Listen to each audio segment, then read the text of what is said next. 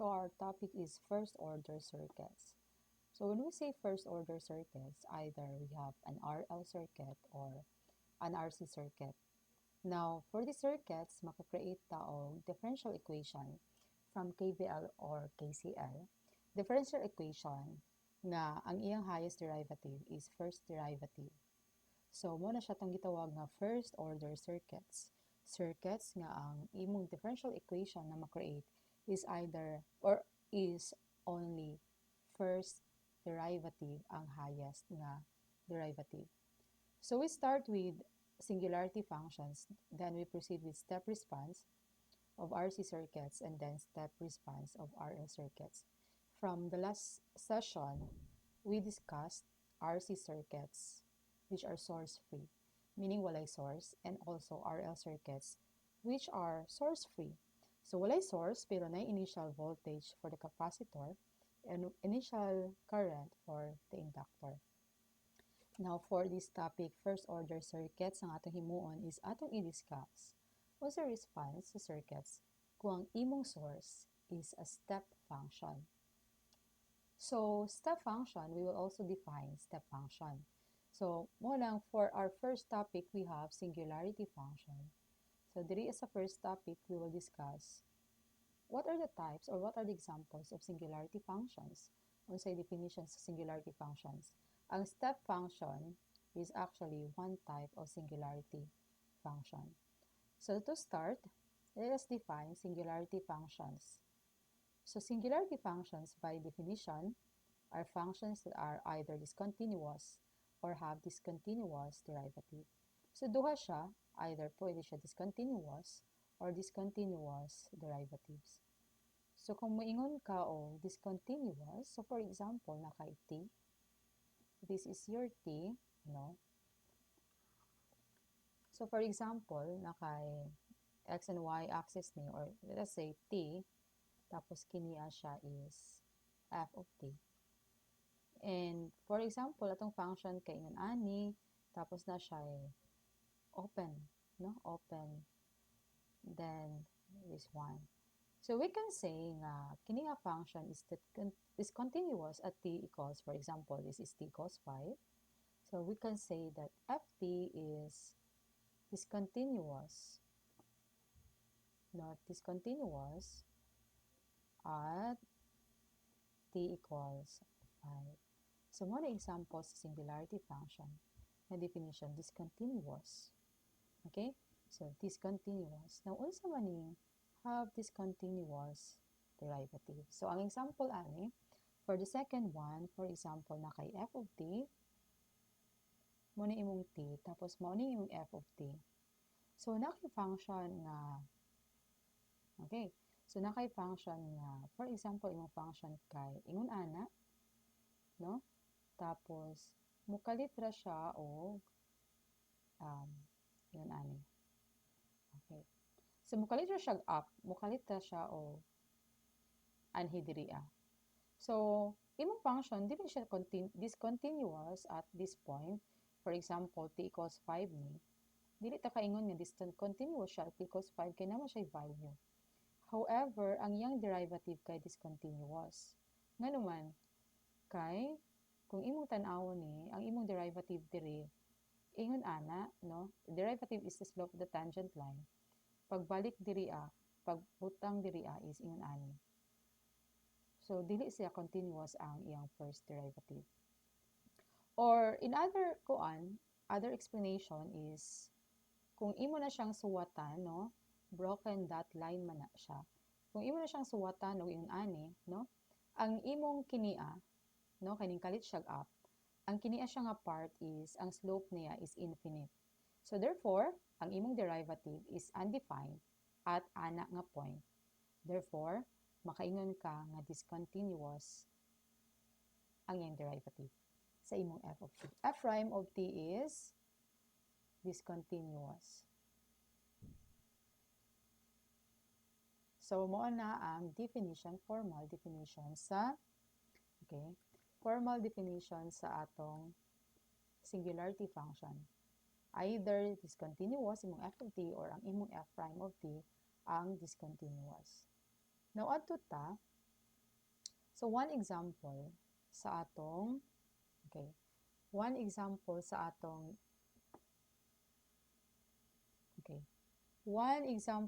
atong singularity function ang atong unit step function, no? Kung moingon tag unit step function, ang symbol ana is u of t. Okay. Nganong step man siya kay from a certain value diri is 0 ning saka siya abruptly to 1, no?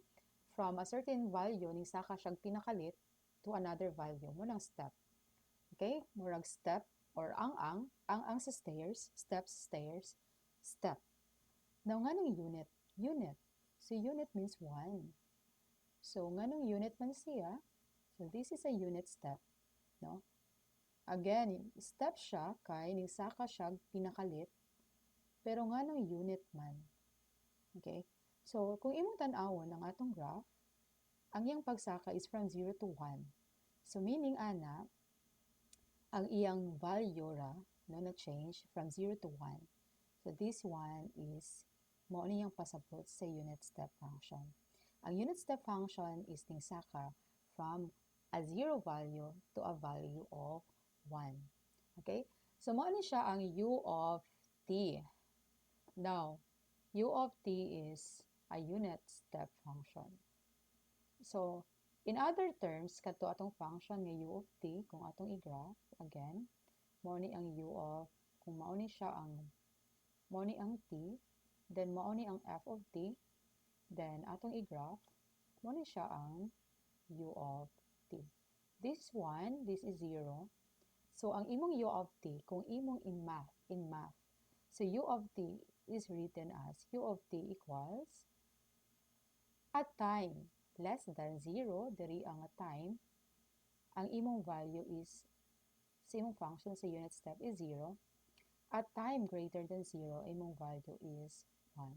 So, mauna siya ang math or mathematical terms for the step function u of t or unit step function.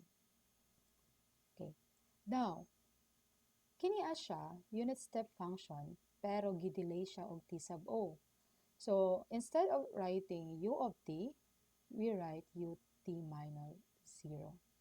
For example, if this is 5, no? If this is 5, if TO equals 5, kanaa siya. So, at t equals 5 seconds, ay sa pa siya mo add to or mo change sa value na 1. So, therefore, imo siyang isuwat as u of t minus 5. Okay. Another example, kung for example, ang imong function is ani, no? Mao imong f of t, mukalit ra siya saka at t equals 3. So, 1 is 3. As from 0, mukalit ra siya saka at t equals 3. And then, ang iyang value diri is 1. Usaon na pagsuwat? Pagsuwat ana is, we have u of t minus 3. Kung kana is 10, for example, kung kana is 10, atong pagsuwat ana is ut minus 10. Now, what if kini siya is ning shift siya padong sa positive value? Kini siya is ning shift siya padong sa negative value or ning 1 iyang value before time equals 0. So, for example, kung ning 1 iyang value at t sub o, ngalan nato lang t sub o, ang kini atong f of t, ning kalit ra siya og from 0, ning kalit siya og 1, no, 1 ni siya diri ning kalit siya 1 at t sub o, then we write the function as ut minus t sub o. Now, if for example, instead of t sub o, no, I mean, negative t sub o ni siya, so we write ut minus, okay, this is negative t sub o, where t sub o is a constant, positive constant. So we write u of t minus negative t sub o, or in simpler term, t plus t sub o. Or simple example, okay, assuming na atay value anang t sub o, So for example, this is, for example, negative 3. So we write the function as u of, okay, u of, okay, u of t minus negative 3. Or naatay u of t plus 3. Kung kana is negative 5, then we have, if for example, negative 5, then we have u of t plus 5. Okay. So now we define our voltage as in terms of a unit step function. So for example, kini atong voltage, no? Atong voltage is defined as 0 and VO. So 0 siya at time less than TO, and then VO siya at time greater than TO. Ato nang i-drawing. So for example, na kay function or T or V of T, nga ang iyang value at sample na to kay diri atong T sub O, no? Diri atong T sub O. So at T sub O greater than T sub O, ang iyang value is VO. Pero at less than T sub O, ang iyang value is 0. So sa na to na siya pagsuwat. So atong V of T, pwede ma-write as kini piecewise nga function, or pwede put in math terms. V of T is equal to amplitude VO, i-multiply nimo sa imong unit step nga T minus T sub O. T sub O. Now, unsa na siya? Okay, ngano importante na siya?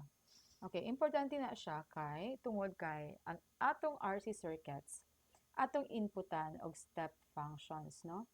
Not necessarily nga unit step. Step functions kay ang iyang maximum man kay dili 1, di ba? For this case, ang iyang maximum kay V sub O dili 1. So therefore, step function nga input. So for example, nakoy voltage source, no, between terminals A and B, nakoy input nga VO U of T. Unsa may pasabot ana? Ang VO U of T kini siya. Kung imo nang i-graph, nakay T diha, then nakay ngalan na nato V of T. V of T equals VO U of T. Atong i-graph, no? A step function V of T equals VO U of T. So U of T, kung U of T na siya lang, kung kini lang, na siya value, himo na to red, na siya value at T equals 0, no? Mukalit siya saka at T equals 0, kung unit step lang. Kung unit step lang siya, 1 na diha. However, dili siya unit steps, na siya value nga VO, so VO na siya. Mao ni siya equivalent nga graph or mao ni graph sa atong voltage source VOU of T in figure 8. Now, kini siya in math terms, physically unsaon na pag-implement. So, in physical or physically, kining VOU of T nimo is ingon ani, naa kay switch, no? Single pole nga switch nga at time equals 0, okay, at time equals 0 is naa siya diri okay, mao ni nga position, okay, at time equals 0 naa siya nga position, at time less than 0 naa siya dira nga position. Then after t equals 0, makita nimo nga nay arrow tapos ninyo siya t equals 0, ang pasabot ana is imong githrow ang imong pole ni ngalan ani sa switch, imong githrow imong pole dito sa pikas. So at t greater than 0, ang imong switch kay naa diri iyang pole. Okay? So atong i-analyze ang circuit. Okay? So atong i-analyze ang circuit. So at t, okay, at t less than 0, sa mga itong naong sa circuit, kini so at t less than 0, kini imong switch na adira okay, na adiri so plus minus VO, okay, open is siya, then na imong switch dira okay, mo ni imong A and B, mo ni imong A and B, diha nato tan-awon kung unsay voltage VAB. So at t less than 0, makaingon ka nga ang voltage VAB is equal to, short na siya, so is equal to 0, no? Or simply, ang imong voltage is equal to 0. Now, ato i-analyze at t greater than 0.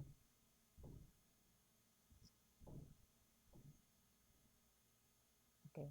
So, at t greater than 0, mo nitong VO, okay, ay mong switch, naa diri no, naa diri mong switch, so nakay, diri ay mong A and B, and B. Okay. Kini siya is open, kini so, ang mahitabo lang, ingon ani lang, no? So, in short, pwede mo siya i-delete or i-omit. So, ang imong V out, diri sa AB, VAB equals VO, no? VAB equals VO. So, again, kining letter B, at T less than 0, at T less than 0, ang imong V equals 0. At T greater than 0, ang imong V equals VO. Okay, ato i-summarize. At T less than 0, ang imong voltage is 0. At T greater than 0, ang imong voltage is VO, which is mauni atong voltage V of T. Now, take note nga kini siya familiar, this is pareha or equal sa VO U of T.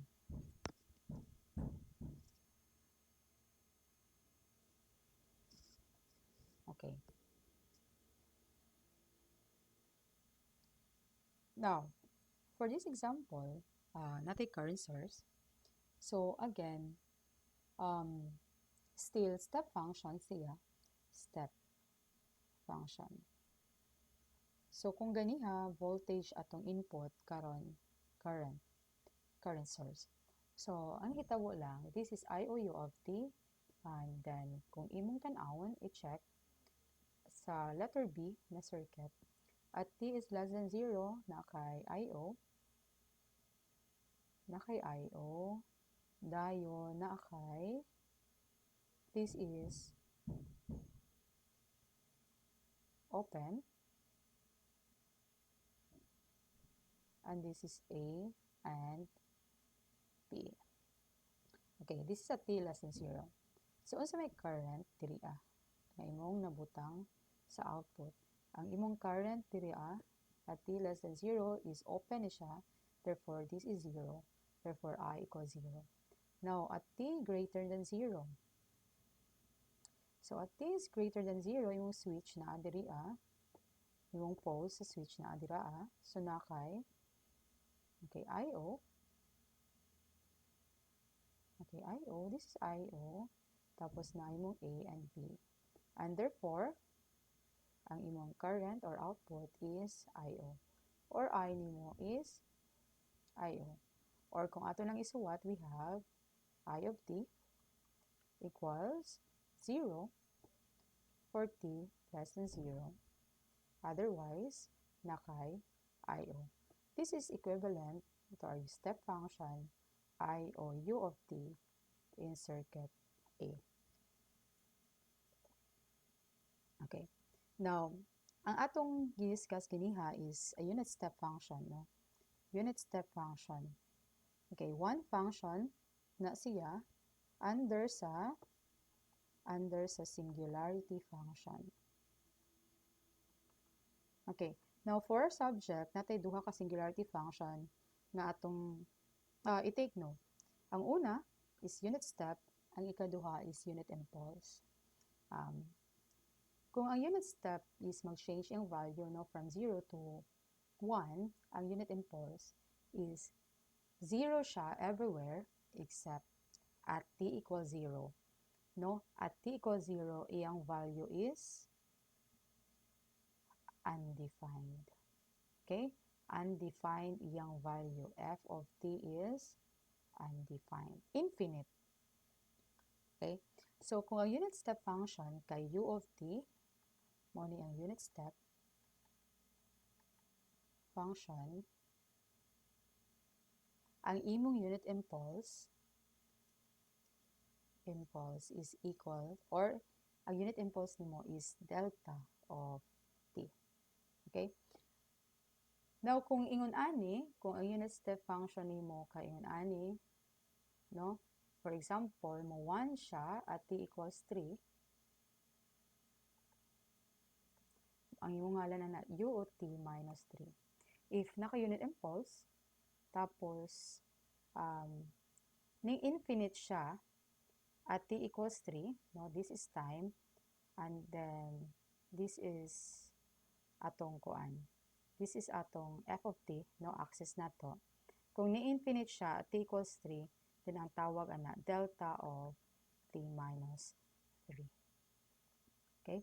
So, ang atong function is actually unit impulse. So, na kay a unit impulse is 0 kung t is less than 0, and 0 if t is greater than 0, and if t equals 0, then undefined unit impulse. Okay, now for our example, express the voltage in terms of unit step. Okay, now take note class nga kung ang imong function kay ingon ani ra, for example, dili ka na, kung imong function kay v of t, tapos 10 na diha and then 10 yung value from 2 or greater than 2, then kinia siya is, pwede na ito isuwat, kinia is, pwede na ito isuwat as v of t equals yung amplitude which is 10 times u of t minus, kanus siya, naga-value which is at t equals 2, so 10 u of t minus 2. However, kinia nga function, dili mao ani nga function. Okay? So, pero pwede na ito i-derive. Okay. So, kung naa ito function, again, na po tayo sa ka-function, na nagka-value siya, p of t, nagka-value siya at t equals 5, no? At t equals 5, na siya value. Yung value is 10. Ang atong function, kinia, is pwede nimo siya isuwat as v of t equals amplitude 10, 10 u, kanus aning 10, at 5, 10 minus 5. Now, take note, kung ato nang i-minus, no, i-subtract na, kining blue, atong i-subtrakan, kining subtrahen, kining subtractor. Kining blue atong i-subtrakan or kuhaan na to aning brown, no? Gikan diri nga interval, ang value sa atong kuan, kining interval, ang value sa atong v of t, ngalan nato ning v1, o ngalan nato ning v2. Kung atong i-subtract na, no, vt equals v1t minus v2t. From 0 to 2, 0 ang value sa v of t. Tapos from 0 of 2, 0 ang value sa v of t. So 0 gyapon sila ang ilang akong i-subtract nato. However, gikan diri padung sa 5, from 2 to 5, kung kuhaan na nimo kini nga function minusan nimo ani, 0 gyapon ni imong i-minus. So, ang imabilin kay kinira. Now, from 5 to infinite, ang mahitabo is, kinia, imong kuhaan og equal, so mahimog 0. Therefore, in short, kung kining blue i-minus nimo aning brown, ang result is kining figure 7.31. So, therefore, pwede na ako na isuwat ang figure 7.31, no? Fig 7.31, pwede na ako isuwat as v of t as 10 u of t minus 2 kuhaan og 10 u of t minus 5. Or if i-factor out na ako ang 10, we have 10 u of t minus 2 minus u of t minus 5. Okay? So, diha atong topic for singularity functions. Now, kabalo na ta sa singularity functions na duha, unit step o unit impulse. For the next topic, atong i-try og solve ang RC circuits with step functions as input. So input, either input voltage or input current, plus the step functions.